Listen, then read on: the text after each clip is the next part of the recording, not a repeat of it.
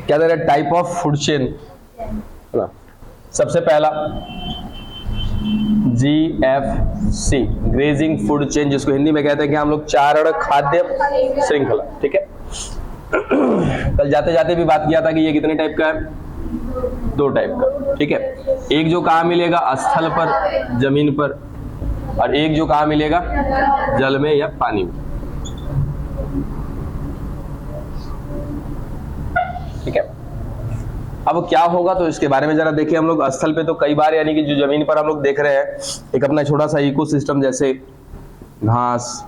ठीक है, घास को खाने वाला खरगोश, खरगोश को खाने वाला हो जाएगा कौन, लोमड़ी, और लोमड़ी को खाने वाला शेर। ठीक है, जल में यदि हम पानी में बनाए तो क्या बनेगा बच्चा हमारा, पादप, प्लावक, फाइटोप्लैंक्टन।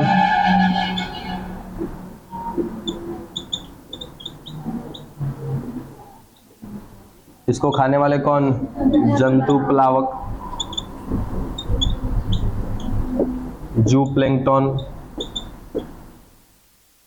इसको खाने वाले कौन है, छोटी मछली, मछली है लेकिन कौन सी, छोटी मछली। और इसको खाने वाली कौन है, बड़ी मछली। कुल मिलाजुलाकर कल ही बता चुके थे कि इसमें क्या किया जाएगा बच्चा, मार कर खा जाएंगे लोग।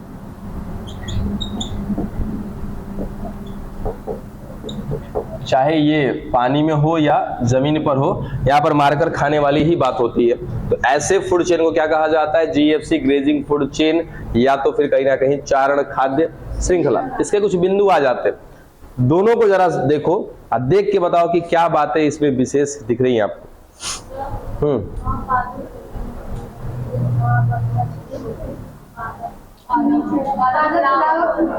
हाँ ठीक तो है, सॉरी,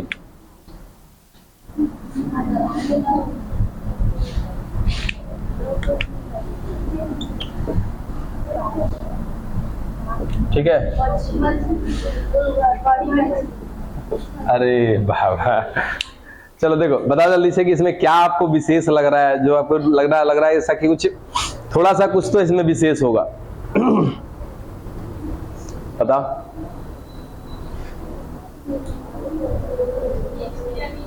पिरामिड कहाँ है, मारेंगे तो टूट जाओगी।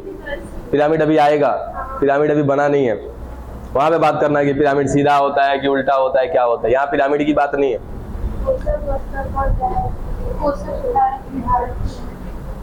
कह सकते हैं, देखिए कि जैसे जैसे हमारा ट्रॉफिक लेवल बढ़ रहा है, ठीक है, यानी कि जैसे जैसे हमारा पोषक स्तर बढ़ रहा है, वैसे वैसे इस पोषक स्तर पर, उस ट्रॉफिक लेवल पर मिलने वाला जो भी एनिमल है या जो भी प्लांट है, ठीक है, या फिर सीधा सीधा जो भी ऑर्गेनिज्म है, जो भी जीव है, उसका आकार भी क्या हो रहा है, बढ़ रहा है। यानी कि एक साइड में ट्रॉफिक लेवल बढ़ रहा है और दूसरे साइड में वहां पर मिलने वाले जीव का आकार भी बढ़ रहा है। देखो, घास छोटा सा होगा, बहुत ज्यादा होगा, वो अमाउंट की बात नहीं कर रहे, यहाँ पे बात किसका है, आकार का, ठीक है, शेप का। घास छोटा, अब घास से बड़ा कौन, खरगोश, खरगोश से बड़ा कौन, लोमड़ी से बड़ा कौन, से, ठीक है। वैसे ही अगर मैं यहाँ बात करूं पादप प्लावक, तो पादप प्लावक क्या है, फाइटोप्लैंक्टन, एकल कोशिकीय जीव जो पानी की सतह पे तैर रहे होते हैं, ठीक है। इसको खाने वाले कौन है, जंतु प्लावक, जो इनसे आकार क्या होता है, इनका थोड़ा सा बड़ा, फिर छोटी मछली और बड़ी, बड़ी मछली और बड़ी, ठीक है। तो ये मुख्य बिंदु है, याद रखिएगा किसका बच्चा, GFC का। खत्म करिए, खुद से भी बना सकते हो, कुछ विशेष है नहीं इसमें, क्या हटा दें।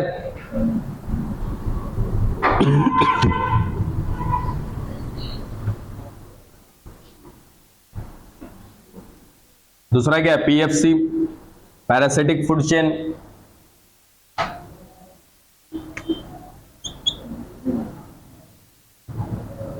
परजीवी खाद्य श्रृंखला, ठीक है।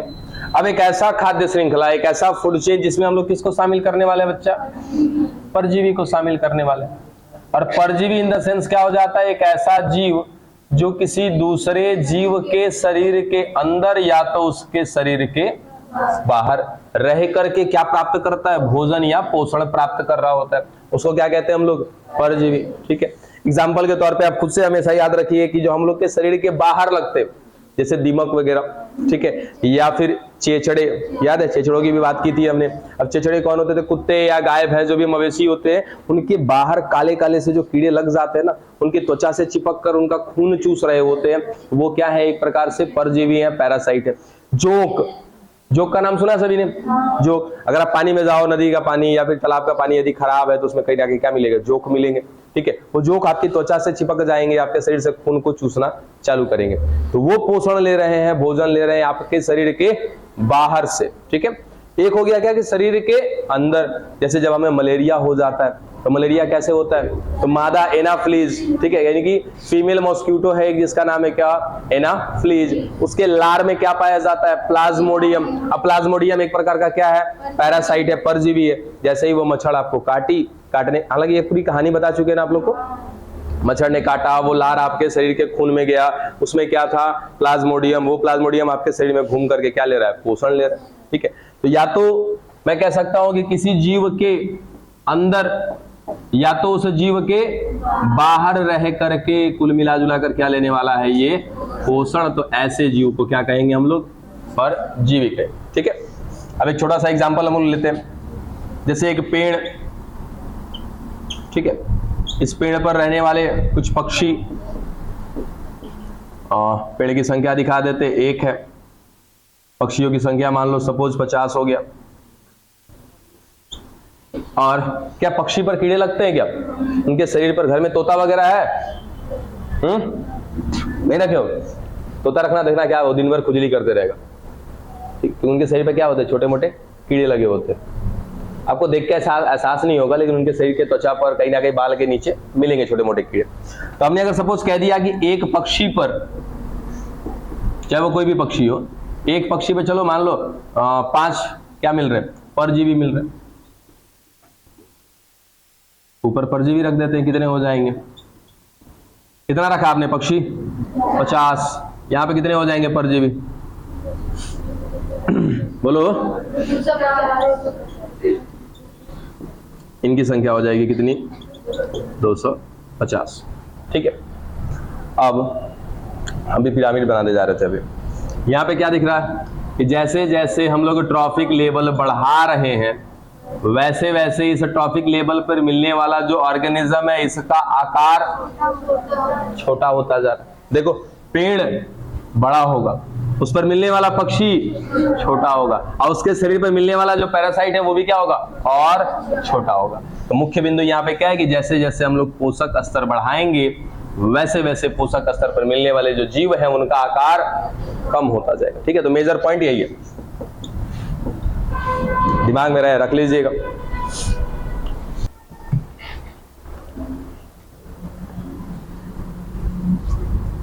तीसरा क्या है, डीएफसी, डेट्राइटस फूड चेन, अपरद खाद्य श्रृंखला।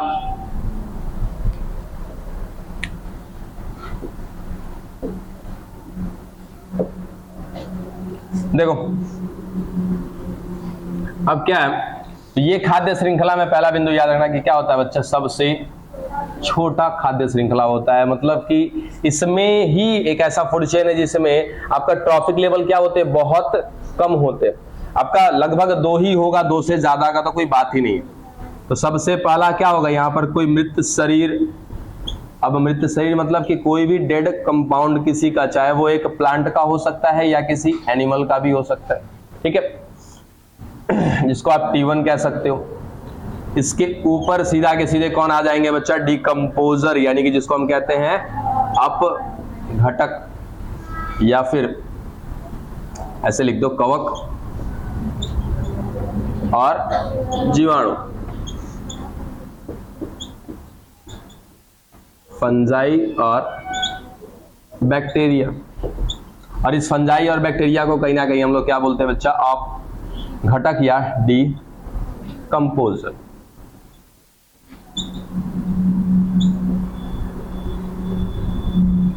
कितना मिला हमको, एक मिला इधर T1 दूसरा T2, इसके अलावा कुछ भी नहीं। तो पहला बिंदु यही मिला हमें क्या कि सबसे छोटा स्मॉलेस्ट क्या है आपका, ये फूड चेन हो गया। ठीक है, दूसरा क्या दिख रहा है आपको इसमें, बोलो।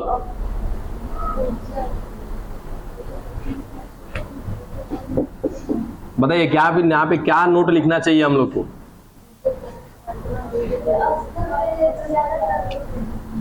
यहाँ पे जो ऊर्जा का ट्रांसफर होने वाला है, यानी कि जो एनर्जी फ्लो होने वाला है, यहाँ पे ऊर्जा स्थानांतरण जो होगा वो क्या होगा बच्चा, स्लो होगा। क्यों? क्योंकि डिकम्पोजिशन जो प्रोसेस है वही क्या है, बहुत स्लो प्रोसेस है। यहां से यहां क्या करना है बच्चा, हमें एक डेड बॉडी है, उस डेड बॉडी में हम लोग पढ़ चुके हैं डिकम्पोजिशन, इस डेड बॉडी में क्या मिलेगा, कॉम्प्लेक्स ऑर्गेनिक मटेरियल। अब इसको तोड़ना है किसमें, सिंपल ऑर्गेनिक मटेरियल, और तोड़ना है किसमें, इनऑर्गेनिक मटेरियल में तोड़ना। तो ये कंप्लीट करने में पूरा प्रोसेस हेल्प करते हैं कौन, डिकम्पोजर। और ये सब कुछ करने में कहीं ना कहीं बहुत ज्यादा समय लगता है, ये बहुत ही ज्यादा स्लो प्रोसेस है। ठीक है, तो यहां से यहां एनर्जी जाने में क्या होगा, बहुत समय लगेगा। इसलिए हम ऐसा कह सकते हैं कि ये जो हमारा फूड चेन है, फूड चेन मतलब क्या होता है कि जो एनर्जी का ट्रांसफर हो रहा है वो हम दिखाते हैं किससे, एक चेन की मदद से, उसी को क्या कहते हैं, फूड चेन। तो ये एक ऐसा फूड चेन है जिसमें ऊर्जा का जो स्थानांतरण है, जो एनर्जी फ्लो है, वो कहीं ना कहीं क्या होगा बच्चा, बहुत ज्यादा स्लो होगा। ठीक है, अब इससे पहले हम क्या देखें, घास, घास को खाने वाला दिखा दिया था क्या, सीधा सीधा खरगोश, खरगोश को खाने वाला लोमड़ी, लोमड़ी को खाने वाला शेर। अब क्या लगता है कि घास को खरगोश खाने में कितना समय लगेगा, तुरंत खाएगा, एक आध घंटे में उसको क्या मिल जाएगा, एनर्जी मिल जाएगा। इस खरगोश को लोमड़ी खाने में कितना समय लगेगा, बस जो भी करेगा फिर आधे घंटे के अंदर, एक घंटे के अंदर उसको भी एनर्जी मिल जाएगा, शेर भी वही काम करेगा। कुल मिला जुलाकर यहाँ पे एनर्जी का जो फ्लो हो रहा है, क्या हो रहा है, फास्ट हो रहा है, तेजी से हो रहा है। लेकिन यहाँ पर इस डेड बॉडी को डिकम्पोज करके और एनर्जी निकालने में, लेने में क्या लग जाएगा, काफी समय। इसलिए बोला कि यहाँ पे जो ऊर्जा का फ्लो है वो कहीं ना कहीं क्या बच्चा, स्लो है। दूसरा कि अगर मैं एनर्जी के वैल्यू की बात करूं, ऊर्जा के मान की बात करूं, तो यहां पर क्या मिलेगा बच्चा, ज्यादा मिलेगा। रीजन क्या है कि ये फूड चेन क्या है, छोटा है। ये बात हम कल ही पढ़ चुके हैं कि जितना ज्यादा बड़ा होगा फूड चेन, तो उस हाईएस्ट लेवल पे जो ट्रॉफिक लेवल होगा, उस पे जो ऑर्गेनिज्म होगा उसके पास एनर्जी क्या होगा, कम होगा, और जितना छोटा होगा उतना ज्यादा होगा। तो पहले ही बता दिया कि ये आपका कैसा है, छोटा सा एकदम मिल रहा है फूड चेन, तो इसमें एनर्जी का वैल्यू क्या होगा, ज्यादा होगा। डन। अब ये बताओ, स्थल पर यानी कि जमीन पर, और दूसरा पानी में, कोई जरूरत नहीं, सुन लो ध्यान से, कि जमीन पर मिलने वाला वो मैक्सिमम फूड चेन कौन सा है, यानी कि सबसे ज्यादा जमीन पर मिलने वाला फूड चेन कौन सा है, और सबसे ज्यादा पानी में मिलने वाला फूड चेन कौन सा है। यानी कि maximum food chain which is present in water, also in on the land. ठीक है, बताइए जरा, इस जमीन पर कौन सा फूड चेन सबसे ज्यादा मिलेगा, बताना होगा कारण भी। कारण ऐसा नहीं पूछ रहे आपसे, मतलब कुछ एक ऐसा एक सुटेबल बात कहो जिससे समझ में आए। चलो लिख देते हैं यहाँ पे कि जमीन पर जो सबसे ज्यादा फूड चेन मिलेगा वो कौन सा मिलेगा, DFC। ठीक है, और जो पानी में मिलेगा वो क्या होगा, GFC। अब जरा फील करना खुद से, क्या ये सही लिखा है हमने, कुछ लॉजिकल सवाल है, पूछे। यहां से एक देखिए क्वेश्चन फंसाने लायक आपके लिए क्या बनता है, हो गया ये।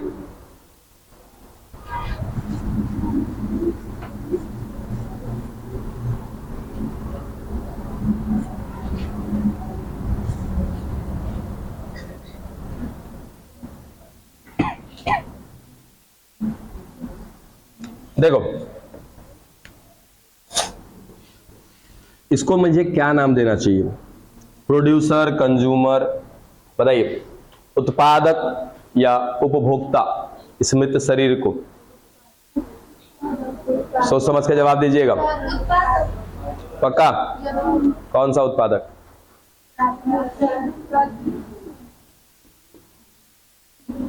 प्राथमिक उत्पादक, प्राइमरी प्रोड्यूसर। ठीक है, सेकंड वन ये क्या कहलाएंगे, उपभोक्ता कहलाएंगे। कौन से? प्राथमिक, यानी कि प्राइमरी कंज्यूमर।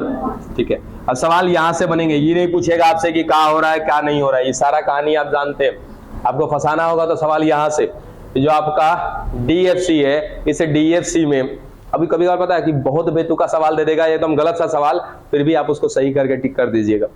मतलब कि यहाँ पर क्या है? प्राइमरी प्रोड्यूसर, और कौन है? Primary consumer. आपसे सवाल होता है क्या इसमें सेकेंडरी कंज्यूमर? नहीं होता है। तो याद रखना कि यहाँ पर सेकेंडरी कंज्यूमर नहीं होता है। सवाल कितना भी गलत हो, यदि गलत है तो नॉन ऑफ दिस करिएगा। वहां पे होता है एक ऑप्शन, नॉन ऑफ दीज, इनमें से कोई नहीं। ठीक है, तो यूं नहीं बस घूमने लगिएगा सवाल में, इस बात को यहां ध्यान रखिएगा। अब बताइए जरा, सुनो,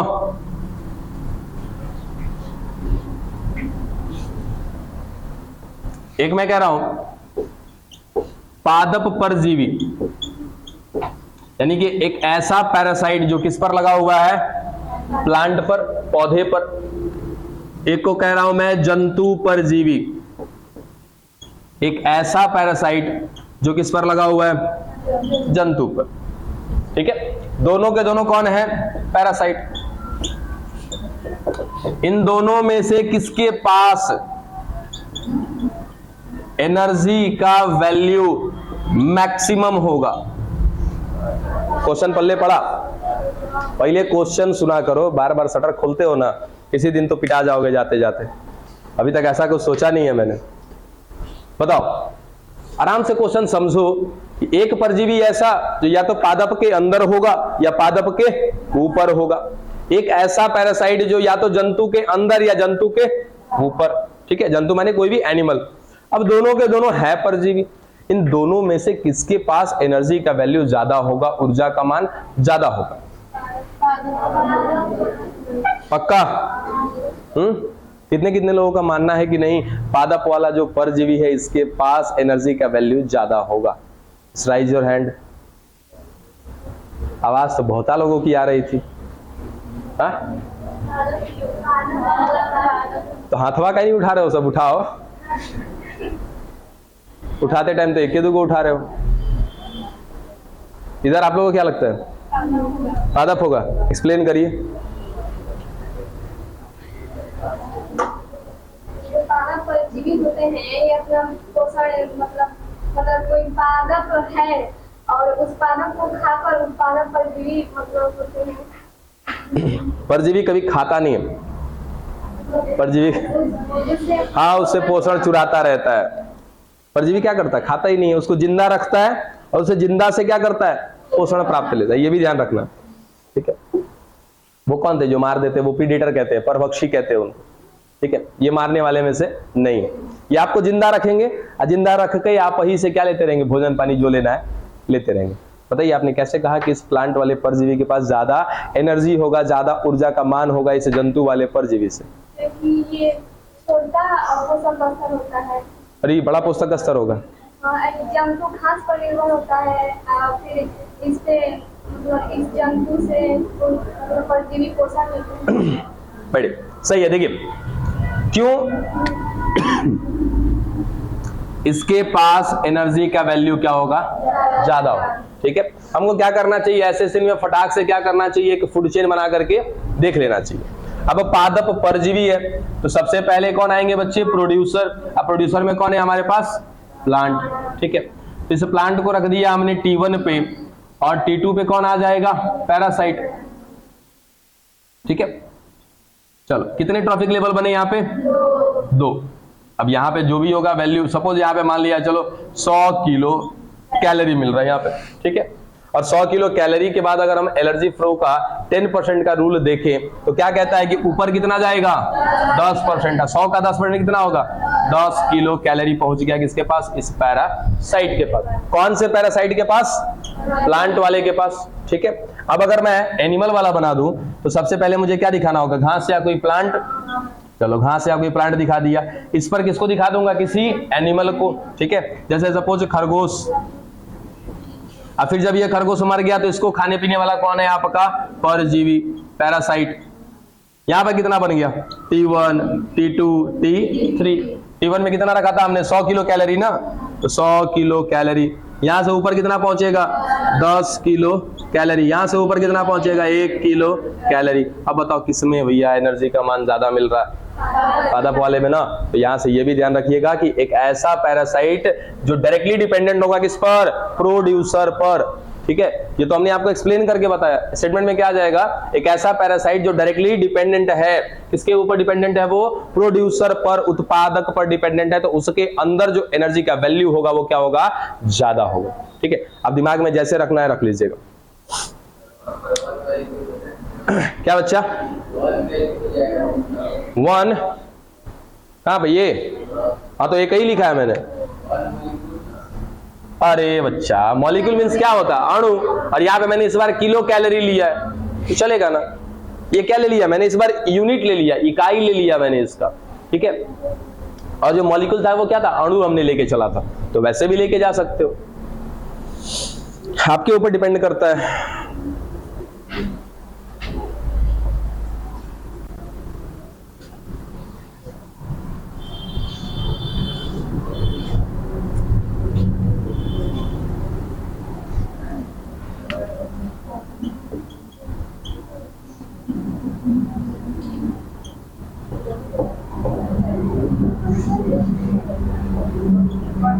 देखिए अब खाद्य जाल में क्या कहा कि जब बहुत सारे खाद्य श्रृंखला को, फूड चेन को जोड़ दिया गया तो क्या बन जाएगा हमारे पास, फूड वेव या खाद्य जाल। जैसे अभी तक हम लोग क्या दिखाते थे यहाँ पे, घास, और घास से डिपेंडेंट किसी एक लोग को दिखाते थे ना। अब इस बार दिखा सकते हैं कि घास को खाने वाला कौन है, खरगोश है, घास को खाने वाले कुछ चूहे भी हैं, है ना। हाँ चूहा खाता है भाई घास, ठीक है, ऐसा नहीं है, खाता है। अच्छा इवोल्यूशन में नाम का भी कोई चीज होता है ना, ठीक है, तो अब नहीं खा सकता है घास, आप खा सकते हैं भविष्य में घास, खा सकते हैं, परिस्थिति को कहा नहीं जा सकता है, ठीक है।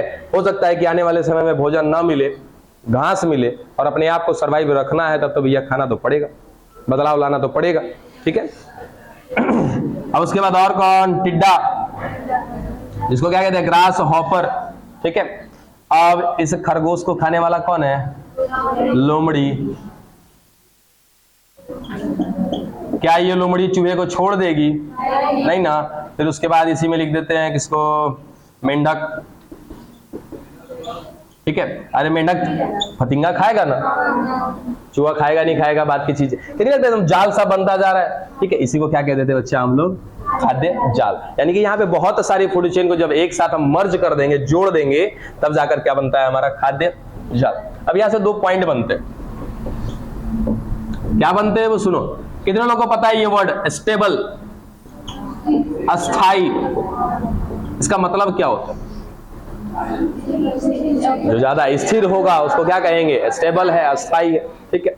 अब सुनो कि एक खाद्य जाल ये बना है 5 फूड चेन से, ठीक है, और एक ऐसा खाद्य जाल, एक ऐसा फूड वेव जो बना है 50 फूड चेन से, दोनों में से कौन ज्यादा स्टेबल होगा। फिर खोला शटर आपने है?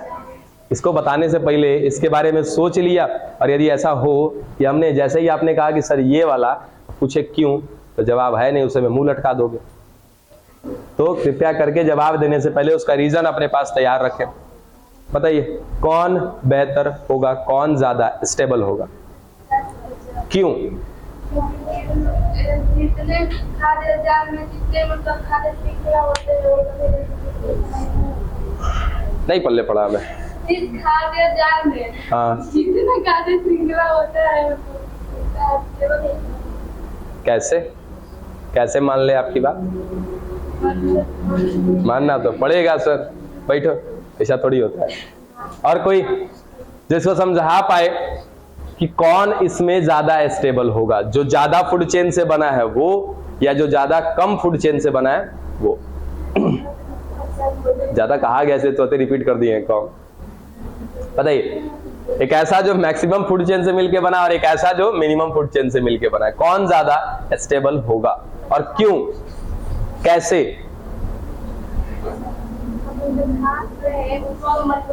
एक खरगोश से खा रहा था, लेकिन इसको तीन बार दिया गया, तीन लोग खाने लगे, तो उसमें थोड़ी थोड़ी मात्रा पानी इसकी और तो ये स्थायी होना चाहिए आपके हिसाब से? आपके एक्सप्लेनेशन के हिसाब से ये स्थायी नहीं होना चाहिए। आपने कहा सर घास, आवाज नहीं, घास है, घास पे सर 3 लोग डिपेंडेंट हैं, घास खत्म हो गया तो 3 लोग की मौत होगी ना। यहाँ पे 50 लोग जुड़े हुए हैं, घास खत्म हो गया तो 50 लोग मर जाएंगे, तो ज्यादा स्टेबल कौन आपके हिसाब से? तो फिर ये वाला। हाँ 50 वाले को एक्सप्लेन करिए जल्दी। हाँ ठीक है, मान लिया, कैसे? यहाँ एक्सप्लेन करो। जो ज्यादा कॉम्प्लेक्स होगा वो ज्यादा स्टेबल होगा, पता है? ये स्टेटमेंट भी कहीं ना कहीं हमने पढ़ा है कि जो जितना ज्यादा जटिल होगा उतना ज्यादा स्थिर होगा।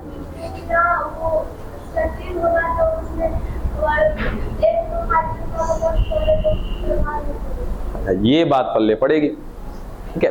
जैसे सुनो कि अब ये जो दिख रहा है एक डायग्राम, टोटली इसमें मान लिया जाए कि 2 या 3 हमने क्या ऐड किया, फूड चेन, ठीक है? अब 2 ही 3 फूड चेन से मिलकर के ये बना है फूड वेव। अगर इसी में से कितने से बना है, सपोज कह दिया कि ये 3 फूड चेन से बना है, 3 में से 2 को फूड चेन हम क्या कर देते हैं, गायब कर दे रहे हैं, बाबू पूरा का पूरा ये फूड वेव क्या हो जाएगा, खत्म हो जाएगा। और एक बना है किससे, 50 से, इसमें से 5 को गायब कर देंगे ना, तभी ये अपने आप को स्थिर कर लेंगे। बात समझे? जैसे कि यहाँ पर एक सिस्टम, हमारे कुदरा की बात करें कि कुदरा में पूरे के पूरे 50 फूड चेन मिल रहे हैं, और ये 50 फूड चेन मिलकर के क्या बनाया हुआ है, फूड वेव, ठीक है? इसमें से 5 को गायब कर दिया, 7 को गायब कर दिया, भैया असर तो आएगा, ठीक है? इसमें से चूहे को गायब कर दिया, इस चूहे को खाने वाला लोमड़ी भी था, ठीक है? चूहे को खाने वाला और भी कोई होगा, ठीक है? चूहे को खाने वाला मान लो इसमें सांप भी दे दिया हमने, तो सांप क्या करेगा, चूहे को खा जाएगा आसानी से, ठीक है? और ये सांप कहीं ना कहीं चूहे पर भी डिपेंडेंट है और मेढक पर भी डिपेंडेंट है, दोनों को खाता है वो, ठीक है? तो इस बड़े वाले खाद्य श्रृंखला में से, बड़े वाले खाद्य जाल में से, ठीक है, जिसमें बहुत ज्यादा क्या मिल रहा है, फूड चेन मिल रहा है, उसमें से 2 4 5 को 7 को 8 को गायब भी कर देंगे तो इन लोगों पे असर तो पड़ेगा, लेकिन कहीं ना कहीं ये अपने आप को स्टेबल कर लेंगे। अगर ये सांप है, सांप चूहे को खा रहा था और इधर मेंढक को भी खा रहा था, चलो एक गायब हो गया, मेंढक वाला अगर फूड चेन गायब हो गया, कोई बात नहीं, चूहे को खाकर ये काम चला लेगा, अपने आप को स्टेबल कर लेगा, इवोल्यूट कर लेगा। बात समझे? जो पता चले कि बहुत कम फूड चेन से मिलकर के बना हुआ है और उसमें एक ही चीज मिल रहा था सांप को खाने के लिए, क्या मिल रहा था, केवल और केवल सपोज कह दिया चूहा, अब वही वाला अगर फूड चेन गायब हो गया तो क्या लगता है अब ये सांप कहां जाएगा? बात समझे? तो जो क्या होगा, एक ऐसा फूड वेव जो कम फूड चेन से मिलकर के बना होगा, उसमें से यदि कोई फूड चेन गायब हो जाए, पूरा फूड वेव क्या हो जाएगा, गड़बड़ा जाएगा। अरे इसको एक छोटा सा लॉजिक लेके देखो ना, कि आपके पास ना मान लो चलो 50,000 रुपए आपके पास, ठीक है? हमारे पास 5 करोड़ रुपए है नहीं, मानना बस, ठीक है? 50,000 है मेरे पास, 5 करोड़ है, ठीक है? आपका 50,000 रुपए गिर गया, भूल गया, हमारा भी 50,000 रुपए गिर गया, कौन ज्यादा बेचैन होगा? उतने था, उतने गिर गया, बेचैनी आपके साथ ज्यादा होगी। हमारे पास क्या 5 करोड़ है, गया तो गया थोड़ा बहुत, बात समझे? तो जिसके पास ज्यादा है उसमें से कुछ चला गया, कोनो फर्क नहीं पड़ेगा, अपने आप को क्या कर लेगा, संभाल लेगा वो। और जिसके पास पहले से ही थोड़ा है और वो चला गया, वो संभाल पाएगा, दिल का दौरा पड़ जाएगा ऊपर, ठीक है? नहीं पल्ले पड़ा? बाकी जिनको जाना है जा सकते हैं। देखिए इकोलॉजिकल पिरामिड की बात कर रहे हैं, इकोलॉजिकल पिरामिड के बारे में बताने वाले कौन है, चार्ल्स एल्टन। इनको कहीं ना कहीं इस पिरामिड को हम लोग एंटोनियन पिरामिड के नाम से भी जानते हैं। क्यों? क्योंकि एल्टन साहब ने दिया था, इसलिए इनके द्वारा दिए गए पिरामिड को क्या कहते हैं हम लोग, एल्टोनियन पिरामिड कहते हैं, ठीक है? अब इन्होंने क्या किया था, तो भाई जो हमने अभी तक क्या बनाया है, फूड चेन बनाया है, इसी फूड चेन को इन्होंने कन्वर्ट कर दिया है किसमें, पिरामिड में, ठीक है? एक स्ट्रक्चर दे दिया। अब वो स्ट्रक्चर क्यों दिया गया? क्योंकि वो स्ट्रक्चर बता रहा होता है किसको, मात्रा को, अमाउंट को, ठीक है? कैसे? आइए, क्या हमने घास को रख के देख चुके हैं क्या? घास के बाद खरगोश रखा था, खरगोश के बाद लोमड़ी, और लोमड़ी के बाद शेर। अब बताओ बच्चा, ये घास वाला एरिया जो बहुत ज्यादा बड़ा है, ये उससे छोटा एरिया किसका है? खरगोश का। उससे छोटा एरिया लोमड़ी, उससे छोटा शेर। तो घास बहुत ज्यादा, ठीक है, घास से कम मात्रा किसकी? खरगोश की। इस खरगोश से मात्रा कम किसकी? लोमड़ी की। लोमड़ी से कम किसकी? शेर की। तो आपका पिरामिड क्या बताता है? याद रखिएगा, मात्रा को, अमाउंट को बता रहा होता है पिरामिड, ठीक है। जितना ज्यादा होगा उसको सबसे नीचे रखेंगे, और इसको कहते हैं हम लोग सीधा पिरामिड, स्ट्रेट पिरामिड, ठीक है। ये सीधा है, तो सीधा के बाद इसका मतलब अपोजिट भी होगा इसका, यानी कि कुछ अगर पिरामिड ऐसा बन जाए, इसको क्या कहेंगे हम लोग? उल्टा पिरामिड या अपोजिट पिरामिड, ठीक है। तो पिरामिड क्या बता रहा है? किसको आइडेंटिफाई करा रहा है? मेनली अमाउंट को, ठीक है। अब ये जो पिरामिड होता है बच्चा, ये होता है 3 प्रकार का, और कहीं भी यदि हम लोग टाइप यूज करते हैं, किसकी आवाज आ रही है? कहीं भी यदि हम लोग लगा देते हैं प्रकार या टाइप, तो भैया प्रकार करने के लिए या टाइप लाने के लिए कहीं ना कहीं हमारे पास क्या होना चाहिए? कुछ बेस होना चाहिए, कुछ आधार होना चाहिए। यदि हम लोग किसी के बीच में डिफरेंस करते हैं कि आप में और मुझ में अंतर है, तो अंतर होगा किसी ना किसी आधार पर। बिना बेस के कोई आधार, बिना बेस के कोई अंतर नहीं होता। तो हमने कहा कि 3 प्रकार, तीनों प्रकार एक दूसरे से क्या होंगे? अलग होंगे। तो अलग होंगे इसका मतलब कुछ ना कुछ तो हमने क्या माना होगा? उसके बीच डिफरेंस माना होगा, और डिफरेंस मानने के लिए क्या चाहिए? हमारे पास बेस चाहिए। वो 3 प्रकार के क्या मिलते हैं? आपके पिरामिड मिलते हैं। एक प्रकार, एक ऐसा पिरामिड जो बना होगा संख्या के आधार पर, नंबर के आधार पर बना होगा, उसको क्या कहेंगे? संख्या का पिरामिड, पिरामिड ऑफ नंबर। दूसरा, जैव भार का पिरामिड, ठीक है। एक ऐसा पिरामिड बनाएंगे हम लोग जिसमें हम लोग मेनली मेंशन करेंगे किसको? जैव भार को, बायोमास को। और तीसरा, ऊर्जा का पिरामिड। एक ऐसा पिरामिड बनाएंगे जिसमें हम लोग दिखाएंगे किसको? ऊर्जा को, ठीक है। जैसे यहां पर हम लोग किसको दिखाया? संख्या को। मान लिया जाए कि संख्या को ही लेके चल रहे हैं हम लोग, ठीक है।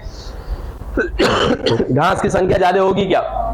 ठीक है। लोमड़ी की संख्या घास से कम होगी। फिर खरगोश की संख्या घास से कम, लोमड़ी की संख्या खरगोश से कम, शेर की संख्या लोमड़ी से कम। तो ये हो सकता है क्या? एक ऐसा पिरामिड जो किसको बता रहा है? संख्या को बता रहा है। इसी तरीके से हम लोग 3 तरह का पिरामिड देखेंगे। एक ऐसा जो संख्या पर आधारित होगा, एक ऐसा जो बायोमास पर डिपेंडेंट होगा, और एक ऐसा जो ऊर्जा या एनर्जी पर डिपेंडेंट होगा, ठीक है। ये 3 प्रकार का देखेंगे। तीनों प्रकार आप पढ़ करके आइएगा, और तीनों में से किसका पिरामिड सीधा बन रहा है, और सीधा के साथ यदि उल्टा बन रहा है, उल्टा बन रहा है, इसका मतलब क्या कहलाएगा? वो एक्सेप्शन केस कहलाएगा, अपवाद कहलाएगा। तो पढ़िएगा ये सारा चीज कि कौन सा पिरामिड सीधा बन रहा है, कौन सा पिरामिड उल्टा बन रहा है। उल्टा बना इट मींस क्या है? वो उसका अपवाद है, ठीक है। हमने कहा कि ये मार्कर कैसा चलना चाहिए? देख के क्या लगता है कैसा चलना चाहिए इसको? ब्लू। चल कैसा रहा? ये क्या है? अपवाद। बात समझे? तो वैसे ही जो संख्या का पिरामिड है, सुनो, संख्या का पिरामिड है, संख्या का पिरामिड देखो अभी बनाया ना हमने संख्या का पिरामिड। ये क्या लग रहा है कि हमेशा क्या बनेगा? ये सीधा बनेगा।